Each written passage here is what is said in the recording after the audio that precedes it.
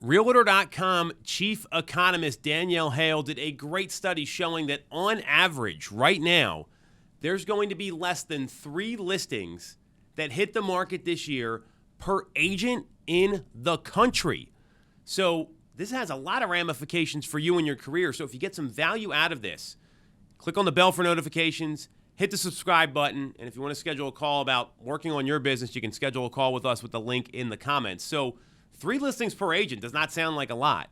And that would actually put you, based on the 2022 and 2023 data, close to the top 50% of listing agents, if not in the top 50%, if you sold 3 listings. Yes, I know it's a low bar. That's 1 every 4 months. So I get it. With that in mind, we know there's going to be a lack of listings, and every agent I talk to, they want more listings. They want more listing opportunities. So you've really got to look at, 1, how you handle the opportunity, and 2, what you're doing to generate those opportunities. So I've got a couple hacks on both here so you can understand the listing game in more detail. So we're going to put this chart up so you can see where the data is coming from, and you can see that it's declining year after year with the number of agents and obviously the number of sales going down and projected to go down no matter where your projections are for 2024. So the listings aren't going to just show up, right? The number was 4 in 2019, so it's down a little over 25% just in a 4 or 5 year period. So April listings are going to be happening now. That's my first thing I want to share with everybody here. And if you're not actively going out looking for those opportunities, you're making a mistake in your business. They're not just going to show up. If they do, maybe it's a one-off. Listings are for people that want to hunt.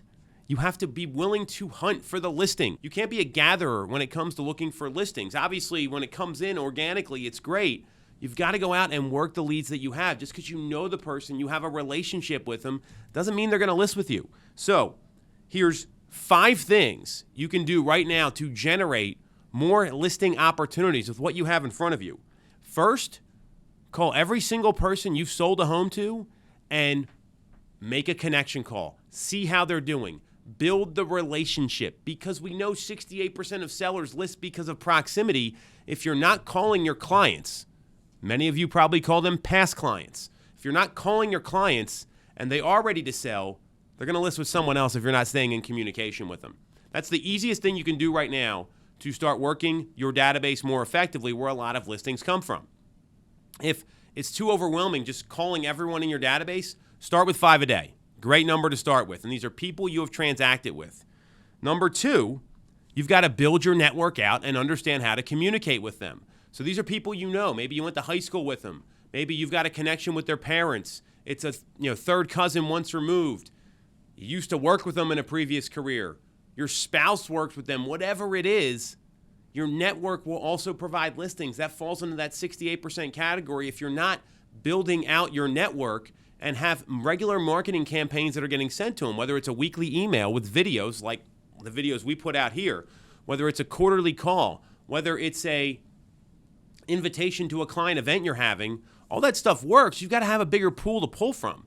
And anyone that says, I don't know people, you're lying to yourself, and that's an excuse you're telling yourself. You know plenty of people. You buy your clothes somewhere. You get your hair done somewhere. You get your nails done if you're a woman, right? I mean, the list goes on. You've got doctors. You've got accountants you use to do your taxes. The list is very long. There's people you see all the time, and you might be a secret agent. So you've got to build out your network and have a regular marketing campaign. Number 3, every single sale you make should be leveraged. Every single piece of business could be turned into another 2 sales if you really work it properly. Are you calling the neighborhood? Are you doing mega open houses? All these opportunities are there, and if you're not aggressively going after them and saying, hey, I just sold your neighbor's home, and you're not the first person to announce that to the rest of the neighbors, you're missing an opportunity. And this is all sitting right in front of you because you already sold this house. You did the work. You got the job done. You're the one that handled it. You're now the neighborhood expert. That's a great place to go get listings, because we know that when one home lists, there's usually another 1 or 2 in the neighborhood that sell as well. So that's number 3. Number 4, a lot of people use online leads. 41% of those online leads have a home to sell, and in many cases, the right questions aren't asked to determine if they have a home to sell. And I'm not talking about, hey, do you have a home to sell? That's one of the worst questions you can ask somebody. It's asking things like, after you set the appointment, hey, just one more thing.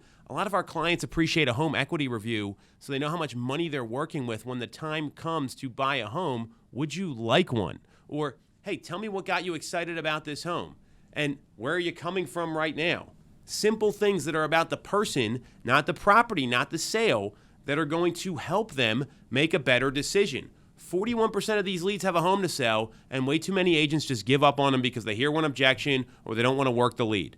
Because we know, this applies to number 3 as well, if you're leveraging your sales activity locally in your market, we know that all the conversion happens after 6+ attempts. And if you're only calling through these people once or twice or 3 times, the average agent follows up 2.7 times according to NAR, the National Association of Realtors, you're missing out on opportunities. So that's the first 4 there. And then number 5 is you've got to value these opportunities and treat everyone like a client.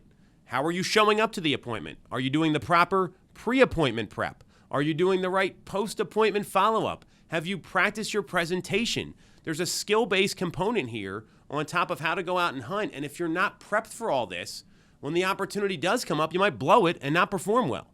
So those 5 things, they will help you take more than 3 listings this year. But here's the spoiler alert. You've got to be consistent with them. You got to have a daily number, a plan. The pre-planning's got to be in place. You shouldn't be figuring this out as you go. This should be planned already for your week. I know my week's already planned. I know exactly what I'm going to be doing every day during my lead generation and call time, and that's what separates the people that are consistently taking more than 3 listings. Some people are taking 10, 15 listings a month. That's what separates them, the people that are taking a lot of listings, from the folks that are maybe getting 1, 2, or 3 for a calendar year.